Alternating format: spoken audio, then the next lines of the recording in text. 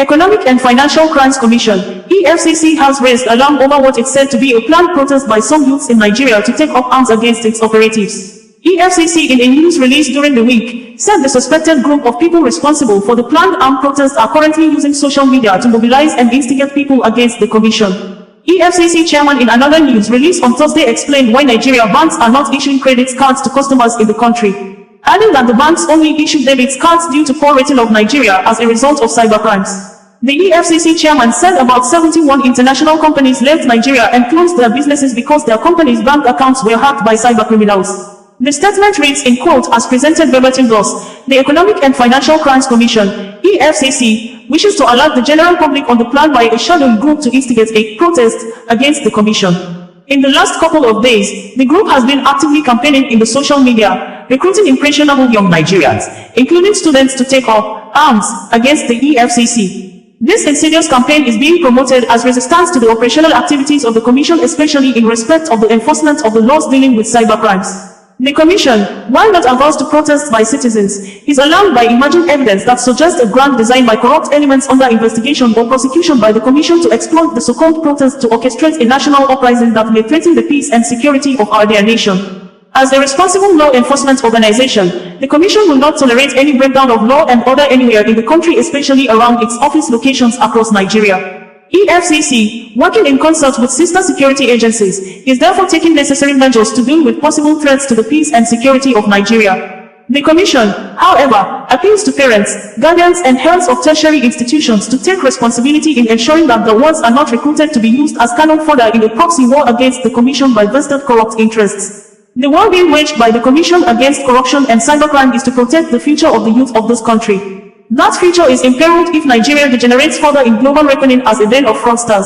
In another news release on Thursday, EFCC said the executive chairman of the Economic and Financial Crimes Commission, EFCC, Mr. OsazuwaAkonedo, was on Wednesday, July 12, 2024, conferred with the Man of Valor Award by Global Peace Movement International, GPMI, an international organization with presence in 27 countries. 2 other awards, Winner and Torchlight Awards, were presented to the EFCC's boss. Presenting the awards to OsazuwaAkonedo at the EFCC's corporate headquarters in Abuja, Dr. Mike Oni, President, GPMI, who came to the EFCC's headquarters with a large delegation of local and international officials of the organization, disclosed that the EFCC chairman was unanimously chosen for the triple honor because of the new dawn his leadership has brought to the country's anti-corruption fight.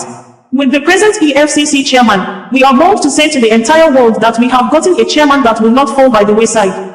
We have gotten a chairman who has integrity and fear of God to take on the job without fear or favor. And that is why he is qualified for the Global Peace Movement Awards. We explained that OsazuwaAkonedo is one public official giving his all to Nigerians, standing in the gap and inspiring confidence within and outside the country. I am presenting these awards to the EFCC chairman who has done so well for Nigeria.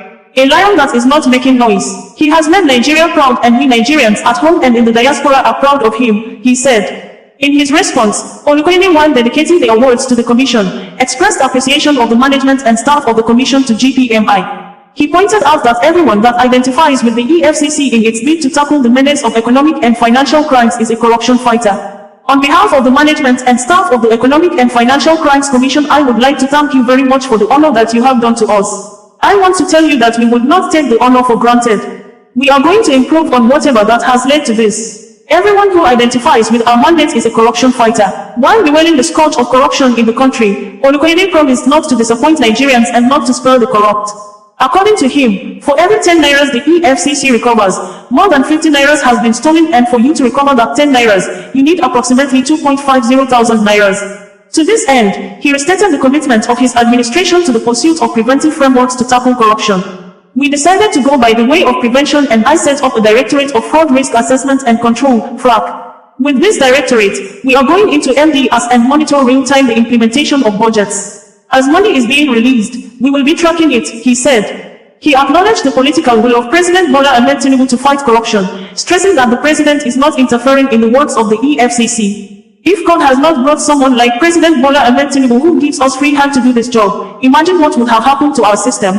There is so much to be done, and somebody must do this job. Let us come together to give Nigerians the benefits of good governance.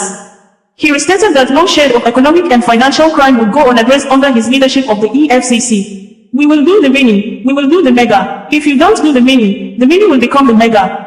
Some of these people stealing money in high places started from the local governments. They started as leaders of associations in schools, where they stole money and they did nothing to them and it became part of their lives.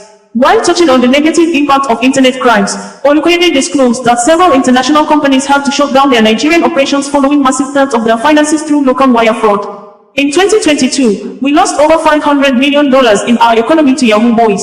The statistics are there. In the same year, about 71 international companies left Nigeria because they hacked their accounts.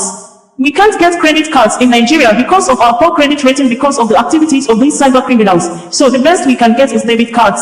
Do you know that there are some international merchants that you cannot use Nigerian cards on their platforms?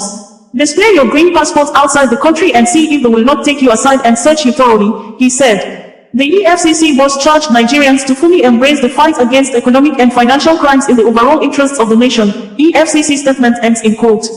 OsazuwaAkonedo, bringing you the news in a more digital way.